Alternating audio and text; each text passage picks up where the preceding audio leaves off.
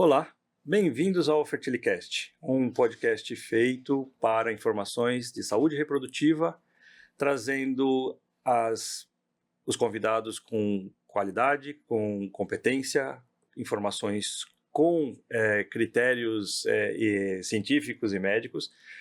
Por que esse é o objetivo do podcast? É para que todos que estão nos ouvindo, nos assistindo, tenham aí as informações que possam te ajudar, muitas vezes, no seu tratamento, quem está estudando, que possa aprender um pouquinho com esses profissionais, que uma das grandes preocupações do Fertilicast é trazer o máximo de qualidade de profissionais competentes para falarem aqui conosco.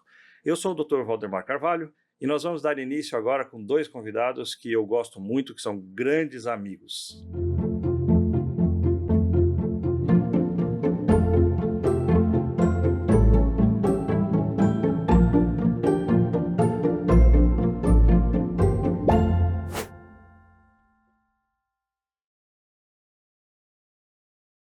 Temos aqui o Dr. Marcos Cherniakowski e temos aqui o Dr. Thomas Moscovitz. Eles vão falar os títulos deles, as qualidades deles, mas de antemão eu gostaria que vocês soubessem que, além de amigos, eles são muito competentes, sabem muito o que estão falando, e eles vão também tentar traduzir para vocês as informações de uma forma tranquila, que possa conseguir tirar as dúvidas de todos. Marcos, obrigado por estar aqui. Thomas, obrigado por estar aqui comigo. Marcos, fala rapidinho sobre você. A gente pode falar tanto direto para a câmera, como falar para mim, do jeito que você se sentir confortável, porque aqui eu quero que você se sinta em casa. Mas fala só quem que é o Marcos Cherniakowski. Bom, primeiro, Valdemar, dizer que é um prazer enorme estar aqui com você, estar aqui com o Thomas, dividindo esse podcast. Adoro o podcast, eu acho que o podcast é uma maneira hoje de informação, principalmente quando ele é gerido por você, que já é sinal de credibilidade. Quem é o Marcos? Como você falou, um grande amigo seu. Hoje eu coordeno, chefio o setor de videoendoscopia ginecológica e endometriose da Faculdade de Medicina do ABC. Faço parte da Sociedade Brasileira de Endometriose, sou diretor de comunicação lá, também da Federação Brasileira de Ginecologia, na parte de endometriose, e me formei em 1990 na Faculdade de Medicina do ABC, onde eu fiz toda a minha carreira lá, fiz mestrado, doutorado, tudo lá na faculdade, e assim, minha área de atuação, basicamente, cirurgia minimamente invasiva, onde a gente está junto, onde eu tenho o prazer de ter você lá na faculdade também, junto com a gente. Então, de forma geral, é isso, e tenho certeza que a gente vai ter um grandíssimo bate-bola aí de assuntos extremamente importantes. Maravilha, estou muito feliz de ter você aqui. Thomas, quem que é o Thomas Moscovitz? Bom, primeiro, obrigado pelo convite, Meu primeiro podcast, estreando aqui com você, uma pessoa que eu conheço há muitos anos, Inclusive a gente trabalha junto. Na verdade, eu tenho pós-graduação pela Faculdade de Medicina da USP, eu sou coordenador do serviço de videoendoscopia da Faculdade de Medicina do ABC, sobre a chancela aí do Marcos, e faço parte da Sociedade também Brasileira de Endometriose, na Comissão de Estereoscopia, e da FEBRASGO, da Comissão Nacional de Endoscopia de Especialização em Cirurgia Minimamente Invasiva. É isso. Maravilha, gente, que legal. Agora a gente vai começar a falar. Eu acho que vocês falaram tudo sobre endometriose. Eu acho que a gente pode começar com esse assunto com você, Marcos. Porque eu sou um cara que estou vinculado com todas essas áreas, Reprodução, endoscopia, e sou um admirador do trabalho que foi desenvolvido por todos os endoscopistas e que você faz parte disso. Mas essa endometriose, ela tem vários aspectos, Tem o aspecto clínico, tem o aspecto cirúrgico e tem o aspecto reprodutivo. E dentro desses aspectos, o que me chama muito a atenção é porque quem que é um paciente que tem que ser operado de endometriose? Porque muitas vezes essa paciente ela não tem aquela clínica, a gente sabe que demora muito para fazer diagnóstico de endometriose, acho que você vai falar isso um pouco, mas muitas vezes ela a cirurgia ela é benéfica para aquela paciente, mesmo que ela não tenha tanta necessidade, dor, essas coisas, mas na reprodução, às vezes, a cirurgia ela é importante e ela tem um tempo certo para ser feita. Então, quando que a gente deve pensar em cirurgia para uma paciente de endometriose, cara? Bom, excelente ponto para a gente começar esse bate-papo. Primeiro, que assim, estamos falando de uma doença que nem você falou, olha, tem vários aspectos clínicos, cirúrgicos, mas talvez o principal, estamos falando de uma doença que hoje é sistêmica. Ela mexe com tudo, né? Mexe com aspectos psicológicos, sociais, com o dia a dia dessa paciente, então mexendo com a qualidade de vida, infertilidade. Então só aí já mostra a complexidade da doença e do tipo de paciente que a gente está lidando. E a gente tem que ter bastante noção disso e responsabilidade em cima disso. Mas sendo bem direto em cima da sua pergunta. Basicamente, eu falo hoje que são 4 situações. Primeiro, falha de um tratamento clínico. Então, a endometriose não significa cirurgia, de modo algum. Eu sou de uma época que obrigatoriamente era operar. Então, me formei em 90, que nem eu falei, me subespecializei em 93, e naquela época, endometriose era cirúrgico, não só cirúrgico uma vez, como obrigatoriamente fazia um second look, né? Tratava 6 meses com medicação e já operava novamente essa paciente. E isso, obviamente, mudou em cima das novas tecnologias, que nem o ultrassom ficou cada vez mais com uma acurácia cada vez maior em cima desses exames, e a ressonância magnética também, em cima das imagens. Então, hoje, o ultrassom com preparo e uma ressonância magnética com preparo é capaz de nos dar praticamente 100% de que endometriose nós estamos falando, em que locais que tem essa endometriose. Muito que bem, se for uma endometriose pontual, se for uma endometriose que está numa localização que não nos assusta, permite que a gente dê a essa paciente um tratamento clínico inicial, né? Um acompanhamento clínico, então atividade física, alimentação, não só medicamentosa. Mas vamos lá, falha do tratamento clínico. Eu vou propor um tratamento clínico, acompanhar, e a qualidade de vida dessa paciente não melhora. Claro que aí eu não estou falando de infertilidade. Infertilidade não tem tratamento clínico, tá? E acredito que a gente vai falar sobre isso. Segunda situação, eu estou acompanhando a paciente. E acompanhar significa, não é tchau e bênção. A cada 6 meses você vai vendo, a cada 8 meses, ou seja, cada caso, um caso, e eu percebo que isso está evoluindo. Eu percebo que mesmo ela sem sintomatologia, essas lesões e aqueles lugares, a endometriose está aumentando. Então, falha de tratamento clínico, avanço dessa doença, progressão dessa doença. Terceira situação, infertilidade. Quando eu julgo que eu, operando, eu vou melhorar a fertilidade dessa paciente, ou que a causa realmente de ela não estar engravidando é a infertilidade. E isso muito discutido com colega de reprodução humana.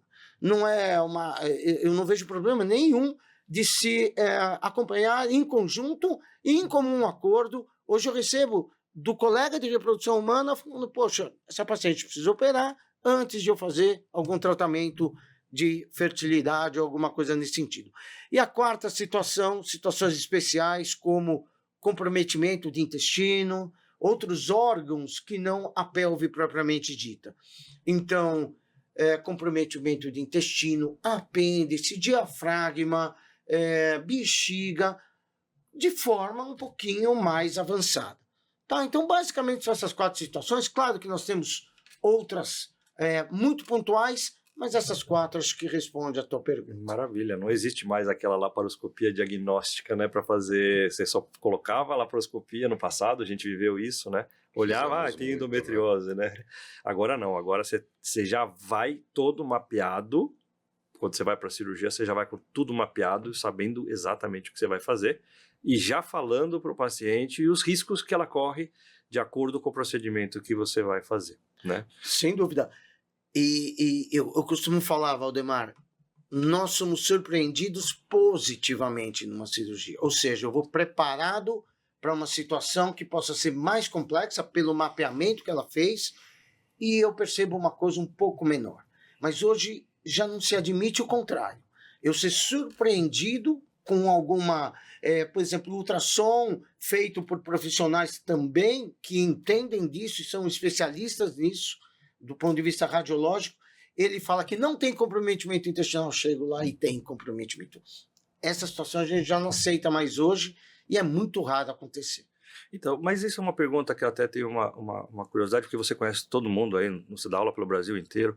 Isso é uma realidade de São Paulo, Rio, Minas, ou isso é uma realidade do Brasil inteiro? Hoje a gente já tem... porque eu sei que tem serviços hoje no Nordeste, tem serviços hoje no Centro-Oeste, bem capacitados, né? Com robótica e tudo, com todo esse avanço. Então, esses diagnósticos, você tem visto no Brasil que eles são... Hoje é uma realidade Brasil, não é uma realidade...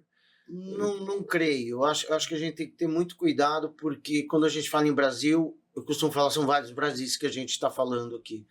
Né? Eu acho que São Paulo é uma coisa extremamente diferenciada, nós temos grandes centros, grandes faculdades que têm realmente esse serviço mais especializado, mas o Brasil é muito carente disso ainda. Então um conselho para um paciente que esteja nos ouvindo assim, é ter certeza que quando for procurar um centro para um tratamento cirúrgico de endometriose, que esse centro seja capaz de dar toda a assistência. Não tenho nenhuma dúvida. Acredito que hoje pessoas que não trabalham com endometriose sabem dessa complexidade, né? Nós sabemos assim, a formação que nós tivemos que ter para lidar com endometriose. Você mesmo, acho que há cerca de 1 mês atrás, foi fazer um curso em cadáver especializado em inervação, de anatomia da pelve, devido a essa complexidade. Então, acredito que hoje uma pessoa que não lide com endometriose não queira encarar uma cirurgia e não deva. Não encarar, deva, eu acho né? que é o mais não importante. Deva. Muitas vezes a paciente vem no nosso ambulatório ou lá da faculdade ou na clínica privada e fala, poxa, eu dei entrada no pronto-socorro, o colega viu que tinha o meu intestino, mas ele não mexeu. Eu falei, ainda bem que ele não mexeu. Ainda bem, porque se não é a especialidade dele, se ele não está acostumado com essa reação inflamatória que a endometriose causa, e nós vamos conversar sobre isso, é melhor que não mexa. O pronto-socorro não é o melhor lugar para isso. Não é o melhor momento da gente fazer isso. Tá, e agora a gente vai aproveitar um pouco do Thomas e vamos aproveitar um pouco do tema endometriose ainda. Thomas, você que é um cara... Acho que seguramente, né, Marcos, você vai concordar comigo, é o cara que mais entende de útero hoje no Brasil. Acho que é você... que tem conhecimento, claro que respeitando todos os nossos colegas da esteroscopia, que também tem um padrão de excelência, né? Mas é claro que eu estou puxando a sardinha porque eu convidei você aqui para falar. E a endometriose do útero, né? Que a gente dá o nome de adenomiose aí para que o nosso público possa entender direitinho. A adenomiose, cara, ela está no útero, ela às vezes é acessível, às vezes ela não é acessível, né? Você que é um cara que faz as abordagens, o Marcos faz as abordagens via abdômen, né? Não que ele não faça as outras, viu? Pelo amor de Deus, é que a gente está conversando aqui especificamente dos assuntos, né? E você faz a abordagem dentro do útero, né? Que são lugares que, apesar de se comunicarem, são visões completamente diferentes. O que você falaria pra gente da adenomiose do útero mesmo? Porque tem várias formas e você tem bastante experiência com isso. Eu acho que primeiro precisa deixar claro aí para os teus ouvintes da endometriose e adenomiose, né? Nós estamos falando de mesma doença, mas que na verdade tem comportamento diferente, né? Então são localizações diferentes. Acho que se puder colocar a imagem... Você coloca pra gente a imagem? Mostrar para quem é leigo, né, no assunto, poder entender essas localizações. Porque basicamente... Existem várias teorias, né? Acho que o Marcos pode explicar melhor do que eu, mas de uma forma bem simplificada o que seria endometriose. Então, todo mês a mulher escama essa camada interna aqui do útero, que é chamada de endométrio, que é a menstruação dela. Existe uma das teorias de que você teria uma menstruação retrógrada, né? A teoria de Samson. E esses focos se implantam, em algumas mulheres se implantam, em outras não. E aí vem toda essa explicação aí, envolve genética, imunologia, que é bem complexo da endometriose. E quando ele se implanta aqui na camada muscular do útero, é a adenomiose, né? E essa é a grande pedra no sapato para vocês da da reprodução humana, né? É abordar essa adenomiose ou não abordar essa adenomiose, porque ela traz sintomatologia, né? Ela dá alterações de fluxo menstrual, ela dá dor. Então você tem que ver muito bem a localização, que nem o Marcos falou. Hoje você não admite mais, né, você abordar uma paciente que você não mapeou. Então você tem grandes ultrassonografistas, por exemplo, né, especializados na área, ou a ressonância magnética, que vai te mostrar a localização nessa camada aqui muscular, né, em que o útero tem a camada externa, que é a que está voltada para dentro da barriga, que é a serosa, tem a camada do meio, que é o músculo, e tem a camada de dentro, que é o endométrio. Então, a adenomiose, que é a implantação nessa camada do músculo, você tem que pensar como você vai abordar, se é que você vai abordar, né? Então, dependendo, se você tiver acesso pela cavidade, entrando com uma câmera de televisão por dentro do útero, que é a esteroscopia, e se você consegue ver esse foco, você pode abordar essa paciente, né? Agora, se você não tem acesso, a melhor via seria, que nem o Marcos estava falando, por laparoscopia. Mas tudo vai depender de paciente para paciente, né? Porque, na verdade, a adenomiose, você até pode falar melhor do que eu, altera as taxas de fertilidade das pacientes. Então, você tem que pensar muito bem se você vai abordar e como você vai abordar. Porque você está mexendo aí numa coisa muito importante da paciente, que é o desejo de gravidez dela. E ali que você está mostrando tem uma zona obscura, que nem na laparoscopia você não enxerga, e que nem na esteroscopia você não enxerga, que é a parte muscular. Que é a parte muscular, exatamente. É a hora porque quando a gente entra com a câmera de televisão, o que a gente está vendo é esse limite, né? E às vezes a lesão está escondida atrás desse limite, e aí você não tem acesso nem por esteroscopia nem por laparoscopia. Então, às vezes você precisa de um ultrassom para te ajudar a guiar como é que você vai abordar essa lesão. Realmente, eu acho que das endometrioses, né, se assim a gente poderia chamar, a adenomiose é um grande problema na hora que você vai pensar numa conduta, principalmente para uma paciente com infertilidade, né? Porque antigamente a gente fazia o diagnóstico da adenomiose ou até o tratamento, que era tirar o útero da paciente, né? Você falava, ela tem adenomiose, como é que você sabe? Porque você tirou o útero, o patologista foi lá e viu que na camada muscular tinha adenomiose. Hoje você não vai fazer isso com a paciente, né? Ainda mais uma paciente que está com desejo de gravidez. É, uma paciente jovem, mas se a gente for traduzir a parte clínica, o que ela sente da adenomiose é dor e sangramento. Vocês dois concordam com isso, né? Então, e às vezes infertilidade. Né? 30% das mulheres com adenomiose são completamente assintomáticas. Sem sintomas. Então isso é um achado ultrassonográfico. Que a gente acha às vezes na reprodução, né? O paciente não está engravidando não e a tá gente engravidando descobre e você vai descobrir na pesquisa, exatamente. Eu costumo falar o seguinte, é muito difícil você imaginar que uma mulher ela tem uma endometriose um pouco mais agressiva, que foi e se implantou em outros órgãos fora do útero, e não ter dentro do próprio útero. É muito difícil nós imaginarmos. Então é muito comum essa concomitância, adenomiose e endometriose. Sem desespero. Se tem uma coisa que as duas são diferentes, é que eu sempre falo que a endometriose não causa sangramento uterino anormal. Ela é causa de muito sangramento, mas não causa. A adenomiose causa sangramento uterino anormal. Ela é uma das 4 doenças mais importantes em termos de sangramento. E que nem vocês estavam falando, é muito difícil tratar a adenomiose. É muito difícil. As cirurgias que tem para adenomiose, elas são muito mutiladoras, muito desafiadoras e são muito bem pontuais, em que pouquíssimos profissionais se arriscam a fazer. Então, a gente prefere muito mais o tratamento clínico, um bloqueio importante hormonal aí, porque não dá para a gente saber aonde está o endométrio, né, dentro dessa musculatura. Então, a adenomiose é um desafio incrível, né, assim, para todos. Eu acho que... Então, a gente tem a endometriose e a adenomiose como uma doença da menstruação, né? Então, se a gente pensar que uma mulher que não menstrue, ela vai ter menos chance de ter endometriose e adenomiose. Seria uma relação que a gente... Só para explicar para o pessoal, né? Uma doença da menstruação. Traduzir rápido, na vida moderna, né? Se a gente pegar nossos avós, bisavós, com 20 anos já estava grávida já do 2º, 3º filho. né? Então, a gravidez menstruou pouco na vida, né? Engravidando, vai amamentando, gravidando, amamentando, menstrua pouco. A vida moderna, não. A mulher, ela menstrua todo mês, ou usando pílula, ou sem pílula, ou natural, ela não está engravidando, né? Então, essa menstruação constante, por incrível que pareça, pode trazer doença, e essa doença seria a endometriose, que a gente está aqui abordando com os feras hoje desse assunto. E muitas vezes, essa doença ela só é descoberta em pacientes que não estão engravidando, né? Então a gente está lá pesquisando, não consegue entender porque essa mulher não está engravidando, ela não tem sintoma, não tem nada, não tem exame alterado, mas ela tem aquelas endometrioses que a gente chama de mínimas, né?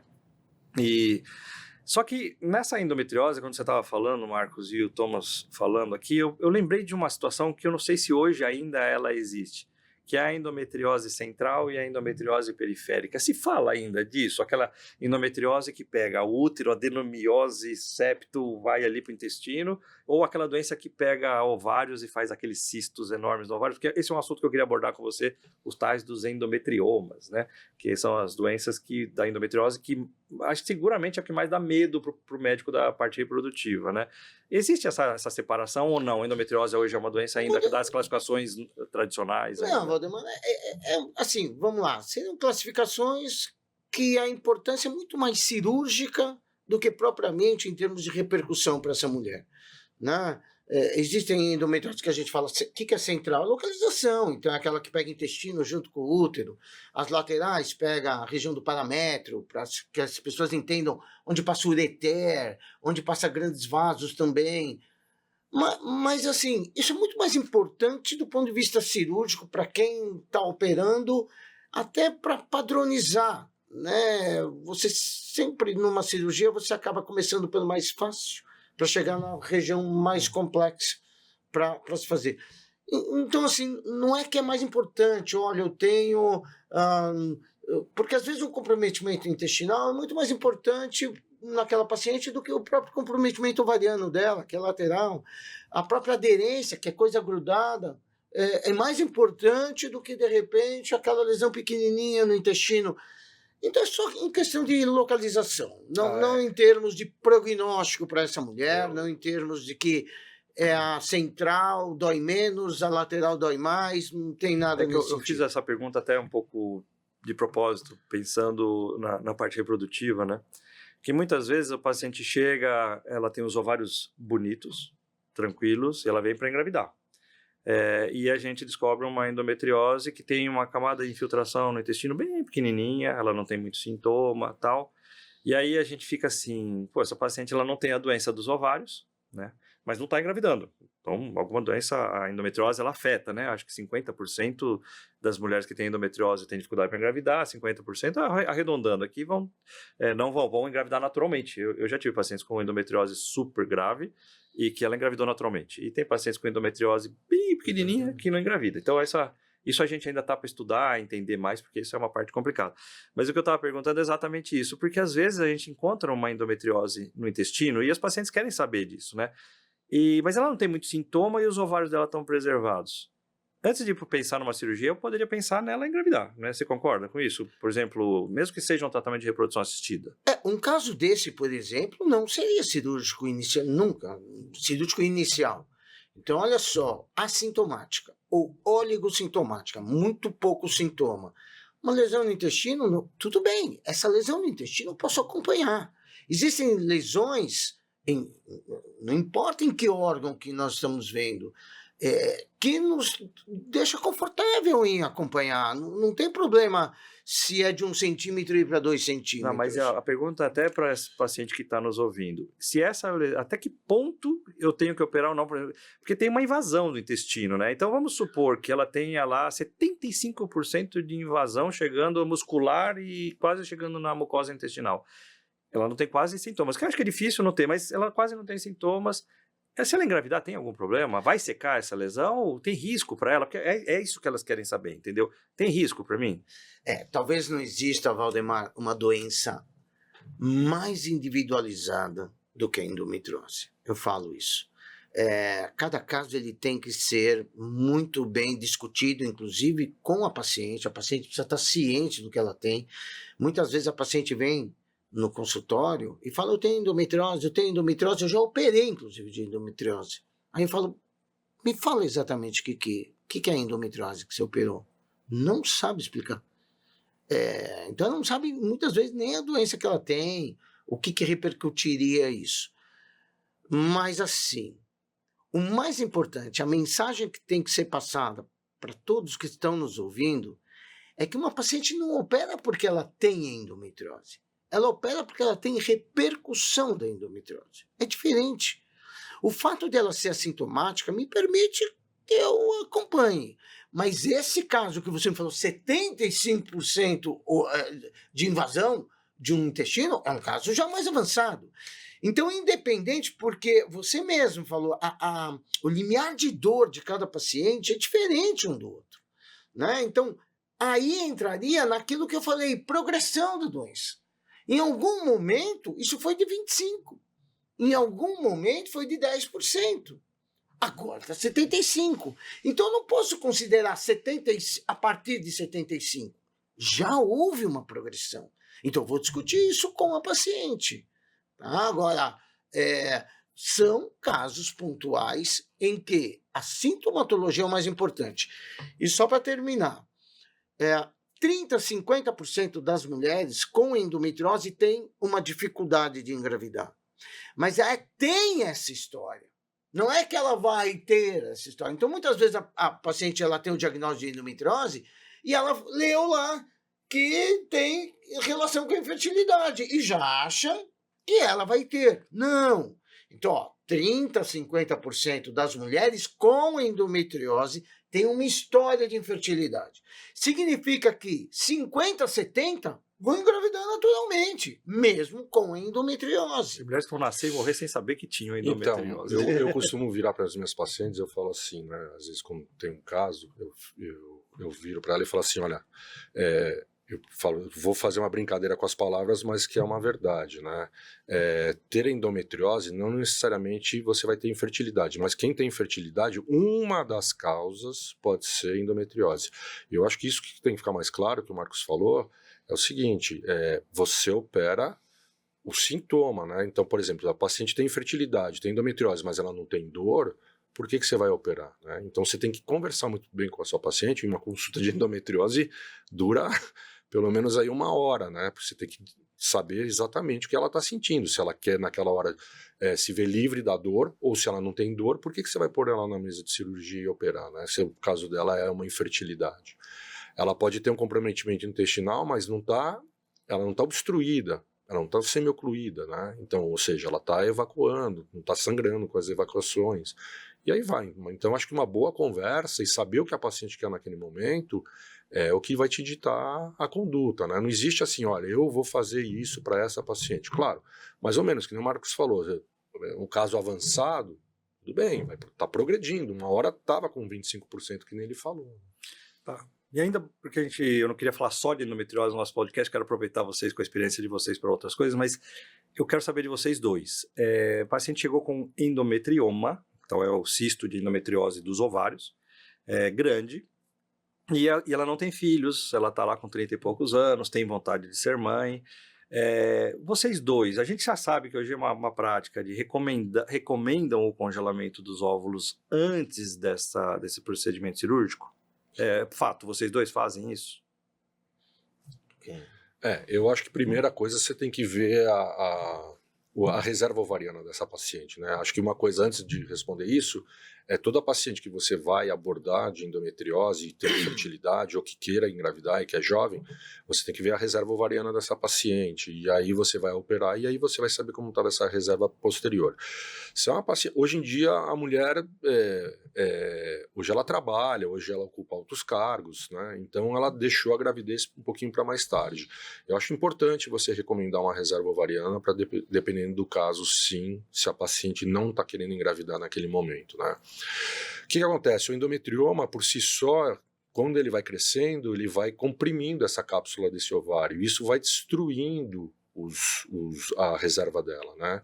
Então é muito importante ela saber se naquele momento ela não for engravidar e se ela vai engravidar a posterior, eu acho muito importante você orientar ela a fazer uma reserva, sim, e coletar esses óvulos e deixar lá no banco para um dia, se ela quiser engravidar. Não necessariamente ela vai usar, né, Valdemar?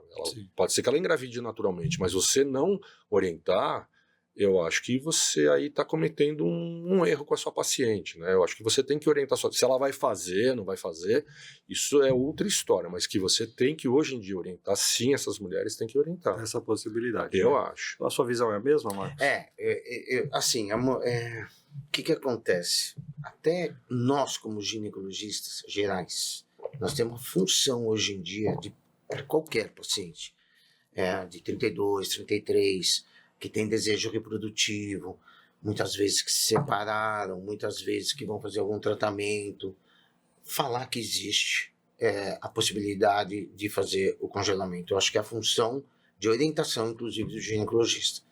Endometrioma é um capítulo à parte. Endometrioma, ele depende de vários fatores, principalmente se é bilateral. Então, bilateral nem se discute.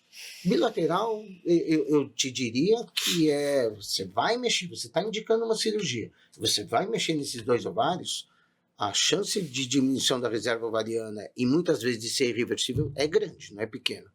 Então, tem que ser orientado.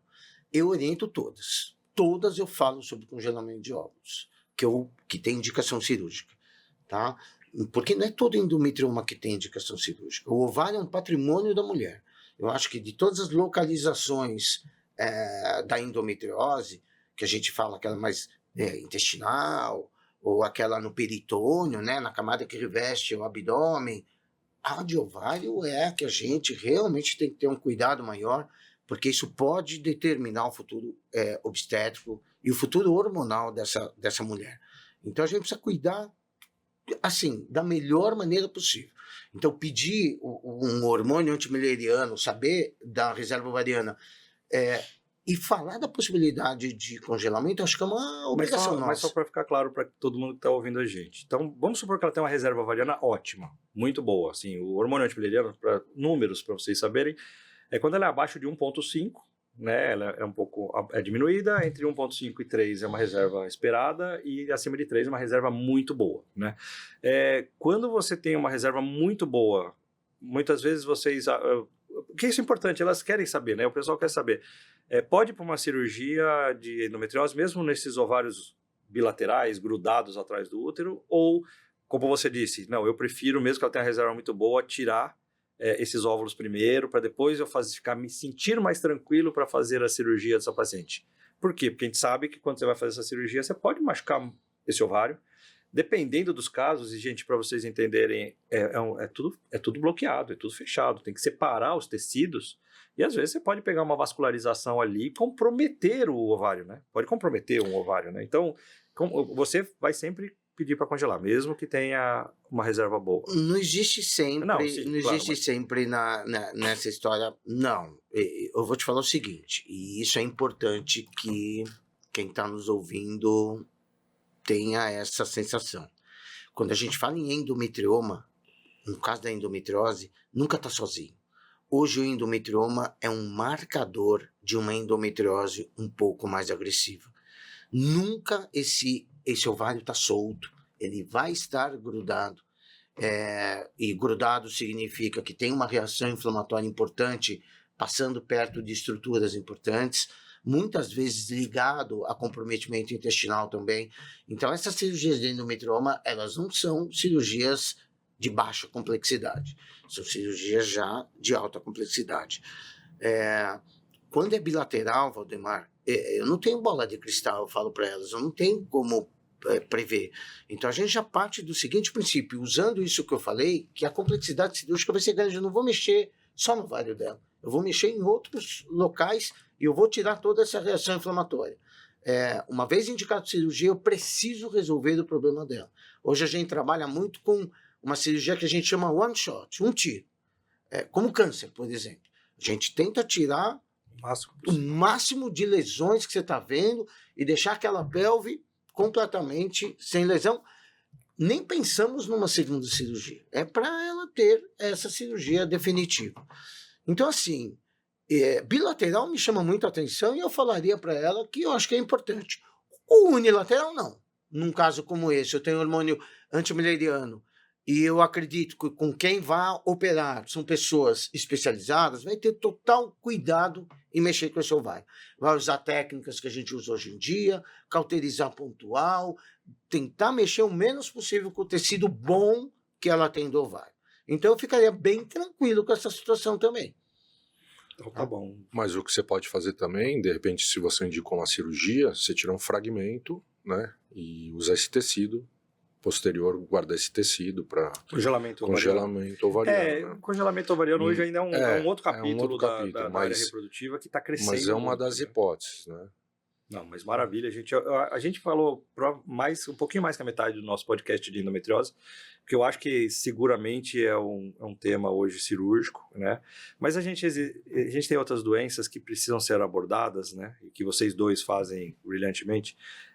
E eu acho que depois da endometriose, o que mais vem para a gente são os miomas, né?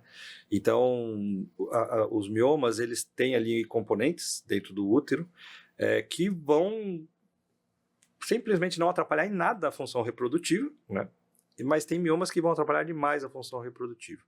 E aí eu queria saber, agora eu vou focar um pouco em você rapidamente, Thomas, esses miomas, quando eles estão na parte interna do útero, né, como você mostrou na figura ali pra gente, eles não são compatíveis com uma gestação. Quer dizer, ou se tiver uma gestação, aumenta muito o risco dessa gestação de evoluir para um abortamento, para um sangramento, né?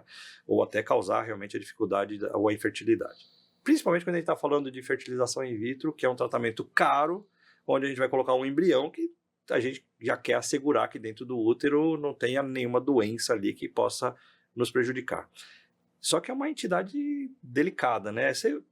Fala para mim, como que você aborda os miomas dentro do útero, né? Você tem umas classificações, acho que você vai falar para a gente, mas porque o paciente ele quer saber se eu mexer dentro do meu útero, depois vai estragar, quais são as consequências de mexer nesse mioma dentro do útero, porque ela quer engravidar, ela quer aquela parte interna lá do útero boa, né? Então, como que você faz essas abordagens?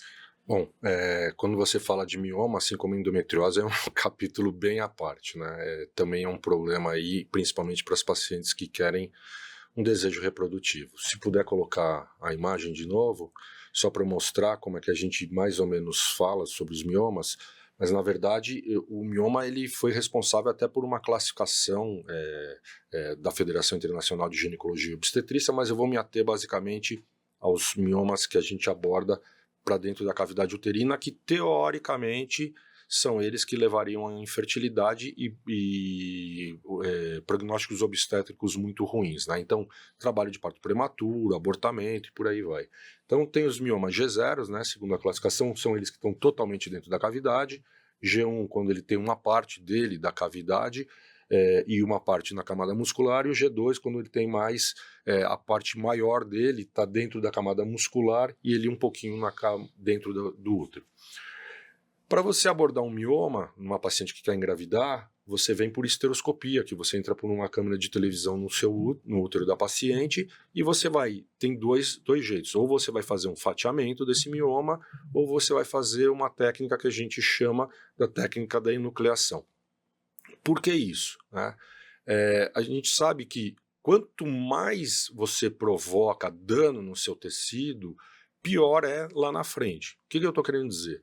Depois que depois que nós removemos o mioma da cavidade dessa paciente, forma um processo inflamatório lá dentro. E esse processo inflamatório pode gerar formações de sinéquias, que são aderências. E isso também atrapalha para vocês, né? Então, assim, primeiro, quando eu tenho um mioma, eu não consigo fazer a transferência, vocês não conseguem fazer a transferência mecanicamente, ou porque vai levar uma dificuldade de implantação, né, porque eu tenho um tecido lá que não é o tecido endometrial, onde eu costumo dizer que é o cobertor, né, do neném, onde ele vai implantar. E terceiro, na hora que eu tirar, eu também posso levar um tecido que é ruim, que também vai trazer resultados obstétricos ruins. Então, realmente é um problema. Então, como é que eu faço isso? Eu tento, no mínimo, o mínimo possível, fazer um dano na minha cavidade uterina, no meu endométrio. E aí, com essa técnica que eu te falei, que você vai enucleando, você vai soltando ele pelas partes, pelos lados, e aí ele vai soltando e você vai tendo menos processo inflamatório, menos sangramento, menos formação de aderência. Existem hoje, depois da cirurgia, a gente pode pôr barreiras, né? Barreiras físicas, barreiras em forma de gel, para tentar melhorar esses resultados. Mas de uma maneira mais resumida seria isso. Então, sempre tomando cuidado, antes da sua cirurgia, mapear bem onde está esse mioma, saber o tamanho, localização dele está na parede lateral, porque tem vascularização, miomas de parede contrárias, porque às vezes você não tem um mioma, você tem dois, predispõem maiores formações de aderência. Então, assim, mas lembrar que ele não precisa ser um G0, que é aquele que está totalmente na cavidade, para promover uma infertilidade. Os G3 também, que estão mais na parede, ou até hoje em dia se aventam os intramusculares, que são esses que estão aqui nessa parte, na camada do meio do útero, eles podem levar à infertilidade também. Mas aí você tem que pensar se vai remover ou não vai remover. Mas basicamente para os pacientes ficarem, entenderem mais ou menos a conduta do que se faz, toda vez que você tem um mioma dentro da cavidade, você vai remover se ela tem um desejo gestacional. Principalmente se ela está num programa de fertilização in vitro, né? Ou seja, ela vai transferir um embrião e vocês vão transferir um embrião com algo dentro da cavidade, nem que seja um mioma, ou pode ser qualquer outra patologia, não, vocês não vão fazer isso. Então a gente acaba removendo esses miomas. Sim, e geralmente esses miomas eles costumam dar sintomas, né? A maioria das vezes... A maioria, que é o G0 principalmente, dá muito sangramento nessas pacientes. E lembrar que, na verdade, não existe remédio, né, para o mioma. Você pode... Existe um remédio que seria um análogo do GnRH, mas você vai usar por pouco tempo, em casos muito específicos. É para paciente que está com sangramento muito intenso, você vai bloquear ela para tirar ela dessa anemia para poder operar, mas não para tratar o mioma. Que seria o mesmo remédio que a gente usaria na adenomiose também para secar quando ela está nessa quando região. Vocês vão fazer, depois induzir, exato, pode bloquear. Então é extremamente importante quando a gente vai fazer um procedimento desse dentro do útero, principalmente para miomas, comunicar ao paciente que às vezes se tiver muito machucado, a gente fez a retirada, cortou ali, que pode ter que ter uma segunda abordagem, né? Quer dizer, que eu possa ter que fazer um retoque, né? Eu acho que essa é uma palavra talvez até interessante para os pacientes, né? O retoque do útero depois da cirurgia, porque esse útero precisa estar, entre aspas, perfeito para ela poder engravidar. Quando o mioma é muito grande, às vezes a gente tem que deixar um pedaço do mioma para tirar 45, 60 dias depois, né? Isso. Então, diferentemente de um mioma que esteja para fora do útero, que a gente só vai abordar quando ele for muito grande, né? Se ele for muito grande, talvez aí tenha a indicação cirúrgica, porque ele pode comprometer os outros órgãos. Então, o útero começa a crescer durante a gravidez e pode comprometer, né, Marcos? E aí essa cirurgia de mioma por via laparoscópica, tecnicamente, é tirar o mioma e suturar. Basicamente é isso que a gente tem que fazer. Porém, uma grande preocupação que os obstetras vão ter, que os médicos que vão fazer o pré-natal, é essa sutura da laparoscopia. Ela é eficaz o suficiente? Porque aí, se a gente correr o Brasil inteiro, a gente vai pegar médico, não, eu prefiro abrir, te dar vários pontos para deixar esse útero bem fechado, para não ter perigo de romper o útero durante o trabalho de parto, gestação, apesar que talvez nem tenha indicação de trabalho de parto. Mas eu tenho a impressão que a sutura laparoscópica hoje ela é boa o suficiente para ter um nível de comparação com as cirurgias convencionais. É essa a visão que você tem, Marcos? A visão, Valdemar, é assim. Primeiro que mioma é seguramente a doença que nós mais recebemos, mais do que endometriose. Muito comum a concomitância deles, numa mesma paciente ter mioma, ter endometriose, ter adenomiose, ter pólipo, por exemplo, são doenças estrógeno dependentes, né, hormônio dependentes. Então, assim, pode ser que na mesma paciente a gente pegue tudo isso. Segundo, localização não é só por ele ser muito grande. Quantidade, localização, sintomas, tudo isso vai entrar para que a gente decida, primeiro, se tem indicação cirúrgica ou não. Tendo indicação cirúrgica, Valdemar, eu costumo falar que as técnicas, elas se somam, elas não se dividem. Então, eu tenho a via estereoscópica, que o Thomas estava falando, eu tenho a laparoscópica, eu tenho a robótica hoje, que é pela plataforma robótica, eu tenho a laparotomia. falando dos Brasis que a gente tem lugares que não tem técnicas minimamente invasivas. Não é nenhum demérito você abrir a paciente e resolver da forma que o colega tem mais experiência. O que ele tem na mão, qual é a tecnologia, em que local que eu tenho. Então, independente da técnica que eu use, o resultado ele tem que ser o mesmo, porque se o resultado não fosse o mesmo, a outra técnica é melhor. Então, se eu vou fazer a sutura laparoscópica, se eu vou fazer robótica, se eu vou fazer a aberta, essa sutura é igual. A repercussão para essa paciente, para o futuro obstétrico dela, tem que ser igual. Claro que aqueles úteros que a gente faz retalho, ou seja, vários miomas que a gente corta, esses úteros, numa gravidez, eles são mais susceptíveis a poder romper. É frequente isso? Não, não é frequente. Normalmente essa gravidez, até acompanhada pelo obstetra, pelo colega obstetra, vai ser uma gravidez que ele vai acompanhar um pouquinho mais de perto e vai ser muito bom. Depois de 6 meses operada, Valdemar, ela já está apta a tentar engravidar, não vai melhorar a sutura dela, nem nada, a fibrose dela ou não, com 1 ano, com 2. Então, respondendo a tua pergunta, a técnica que a gente tiver melhor e as suturas, elas se equivalem, né? Não importa pela técnica. E também para chamar a atenção que existem outras técnicas de tratamento de miomas, uma delas a gente até está junto num trabalho, né, que é o uso de energia, que é o micro-ondas, né? É o que vai vir, cada vez mais. Tem a radioablação, tem a embolização, que do ponto de vista reprodutivo, a embolização ela não é tão amiga da parte de uma gravidez posterior, e sim é muito boa, muitas vezes, para tratar os sintomas do mioma, e realmente é eficaz, mas para a parte reprodutiva ela não é o que mais chama a atenção para a gente. Mas os miomas, eles fazem parte aí de um cenário que interfere na anatomia uterina e que interfere na nossa visão reprodutiva, e vocês viram, acho que os melhores especialistas aqui para falarem sobre como a gente deve tratar o mioma dentro do útero, como a gente deve abordar o mioma fora do útero, e eu acho que o Marcos deixou bem claro para a gente que, diferentemente da abordagem da endometriose, o profissional, ele não está, muitas vezes, ele não deve fazer a cirurgia sem estar habilitado, né?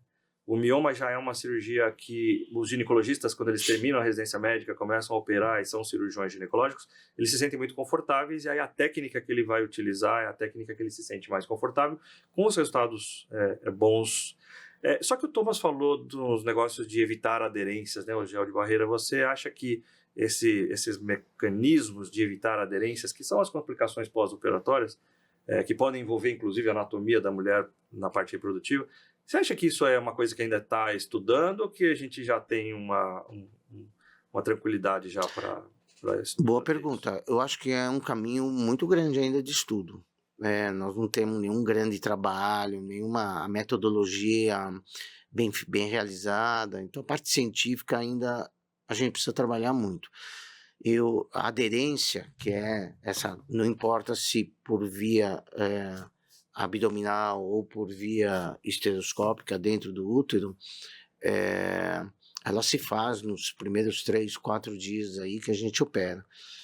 Então é muito difícil esse controle, né? Muito difícil porque querendo ou não, nós estamos falando de procedimento. Como é que você faz um procedimento e você vai fazer uma nova laparoscopia para saber exatamente se tem? Então são trabalhos difíceis até de serem realizados, mas nós vamos caminhar muito bem nisso. Existe um interesse muito grande da indústria em cima disso. Eu acho que está vindo e está chegando aqui no Brasil várias empresas mexendo com isso. Isso já mostra o interesse que tem em relação à repercussão com a paciente, né? Então acho que sim, Valdemar. Acho que nós vamos ainda tem muitos estudos ainda pela frente para nos dar certeza. Como a radioablação, todos eles estão vindo aí para a gente ficar mais minimamente invasivo possível. Ultra minimamente. O Michel adora falar isso. Ultra mega blaster. Gente, a gente tá... Você vê que o papo... Cara, eu conseguiria ficar fazendo um podcast com vocês aqui 2 horas, 3 horas, mas a gente tem um período de limitação. A gente optou por abordar as 2 doenças mais frequentes. Não que... Eu estou com 2 especialistas aqui que, várias outras doenças eles abordam também cirurgicamente, mas é que eu acho que essas são as que têm um cunho muito forte para a gente. Eu poderia ficar aqui com o Thomas falando de endometrite, pólipos e outras doenças também. Pode ser até que a gente eventualmente faça aí um podcast mais voltado para as doenças internas do útero, mas eu fiquei muito feliz de estar com vocês 2 aqui para a gente conversar, ver a opinião de vocês, trazer para o nosso público essas informações. Gente, tudo que está sendo falado aqui, tudo que tem mais de ponta hoje, não no Brasil, no mundo, em relação a como se deve abordar essas doenças. Endometriose, miomas, endometriose do útero, endometriose do ovário, endometriose do intestino e etc. Mas eu queria só que vocês dessem uma mensagem final, porque não é que é para fazer corte, né? Porque a gente brinca, podcast serve para fazer corte, essas coisas. Não, na verdade a mensagem final é porque eu dou muita liberdade para todo mundo que vem aqui, pode fazer sua propaganda da sua clínica, do seu serviço. Então, claro que a gente está no serviço universitário, os 3, né? Mas cada um tem o seu. Então, fala um pouco do seu serviço, uma mensagem que você queira deixar, porque a gente já está terminando aqui o nosso podcast. Marcos, vou começar com você, porque é o mais importante aqui da mesa, né, Thomas? Você vai concordar mas pode comigo? dar a palavra para o Não, mas teu sócio aqui, pro Thomas. Pode começar, fala pra gente só pro pessoal, pro público, uma mensagem final, fala da sua clínica, que eu acho que é importante também. Bom, Valdemar, minha primeira mensagem vai para você, tá? Te parabenizar por esse teu podcast, por esse teu canal, tudo que leva informação para o público, até para os nossos colegas, é uma coisa extremamente importante. Então, é louvável. Então, minha primeira mensagem vai para você de parabenizar por essa tua proposta, pelo convite, tá? Me senti muito honrado, muito, muito legal fazer debutar no podcast do Thomas aí, junto com ele. Então, é sempre gostoso. Ficou aquele gostinho do querer mais, né? Passa muito rápido mesmo esse tempo. Acho que a gente tem muito mais coisa aí para falar. Te parabenizar pela condução. Eu acho que é uma linguagem muito fácil de falar com o público, e isso aí é muito legal. E eu acho assim, para mim, como mensagem, eu conheço o Valdemar, conheço o Thomas já há muito tempo. Falar para eles o prazer que eu tenho, o orgulho que eu tenho de tê-los lá junto na faculdade, a qualidade que eles dão para esse serviço. E claro, tenho minha clínica privada, tudo, mas eu acho que isso, o motivo do podcast não é nem fazer um merchan da minha pessoa. Mas sim, o arroba dele, o arroba vai estar tudo embaixo. Não, fazer um merchan da minha pessoa, mas e sim o prazer de estar trabalhando com esses 2 e tendo, compartilhar muita coisa com esses 2 que estão aqui, que de verdade eu aprendo muito com eles, tá? Então, muito obrigado. Thomas, e aí?